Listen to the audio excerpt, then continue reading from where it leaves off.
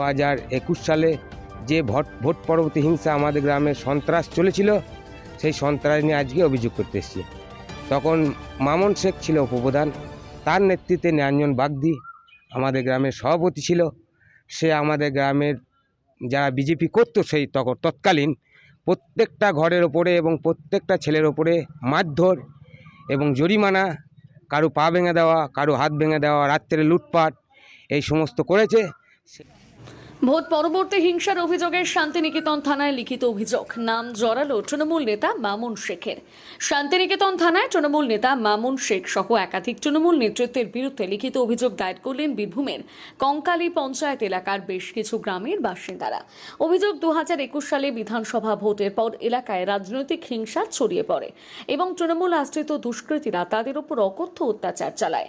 অভিযোগকারীদের দাবি, ভোট পরবর্তী সময়ে তাদের মারধর, হুমকি এবং বিভিন্নভাবে হয়রানির শিকার হতে হয়েছিল।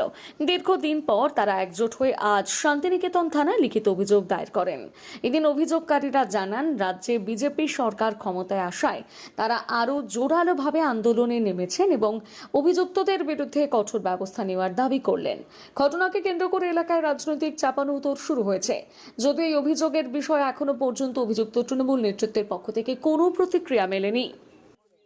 তখন মামুন শেখ ছিল উপপ্রধান, তার নেতৃত্বে নিরঞ্জন বাগদি আমাদের গ্রামের সভাপতি ছিল।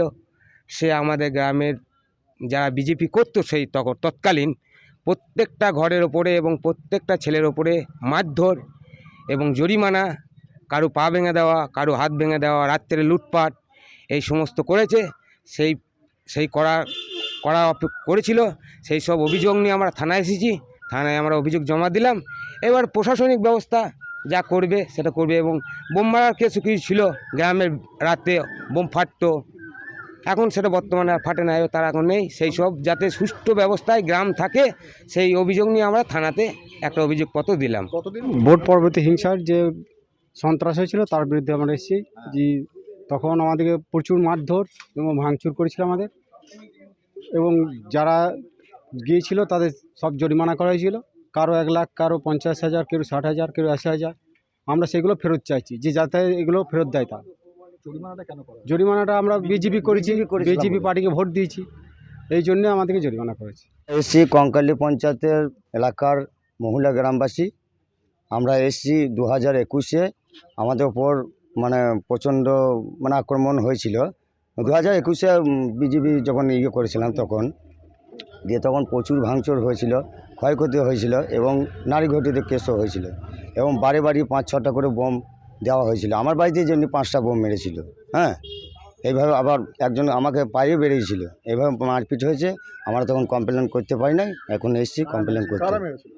নিরঞ্জন বাগদি মেরেছিল, তৃণমূলের নিরঞ্জন বাগদি সভাপতি মেরেছিল, মহিলা গ্রামের সভাপতি নিরঞ্জন বাগদি মেরেছিল এবং দেবনাথ বাগদি এরা সব মেরেছিল।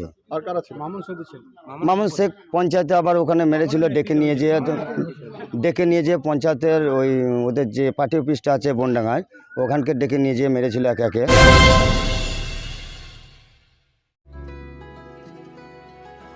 আপনার স্বপ্নের আবাসন এখন বোলপুরে, শান্তিনিকেতনের একদম সন্নিকটে সুরশ্রী পল্লীতে তৈরি হচ্ছে আধুনিক সুযোগ সুবিধায় সমৃদ্ধ সুরশ্রী অ্যাপার্টমেন্ট।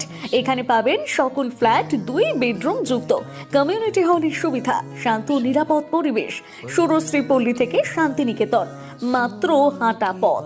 আজই আসুন, দেখে যান আপনার স্বপ্নের ঠিকানা সুরশ্রী অ্যাপার্টমেন্টে। সীমিত সংখ্যক ফ্ল্যাট, তাই দেরি না করে যোগাযোগ করুন এখনই। স্বপ্নের বাড়ি শুধু আপনার জন্য। যোগাযোগ 9434122043 অথবা 7584895832। বোলপুরে একমাত্র বস্ত্র সম্ভারের স্পেশাল কালেকশন, স্পেশাল মানুষজনের জন্য, পরিবারের সকল সদস্যের জন্য কেনাকাটা করতে চলে আসুন রাধাশ্যাম আগরওয়ালা সুশীলের দোকানে। আপনার মন মতো পোশাকের সম্ভার নিয়ে হাজির আমরা। মহিলাদের জন্য হাল ফ্যাশনে নতুন কালেকশন, পুরুষদের জন্য আকর্ষণীয় ডিজাইনের বিপুল সম্ভার। এছাড়াও বাড়ির কচি কাচাদের জন্য রয়েছে বিপুল পোশাকের সম্ভার। এক জায়গাতেই এক ছাদের তলায় পরিবারের সকলের জন্য পাবেন বিভিন্ন ধরনের পোশাক। বোলপুরের বস্ত্র ব্যবসায়ের একমাত্র ভরসা রাধাশ্যাম আগরওয়ালা সুশীল। যোগাযোগ Radhashyam Agarwala Sushil, Santiniketan road, Bolpur. Phone number 7908094539।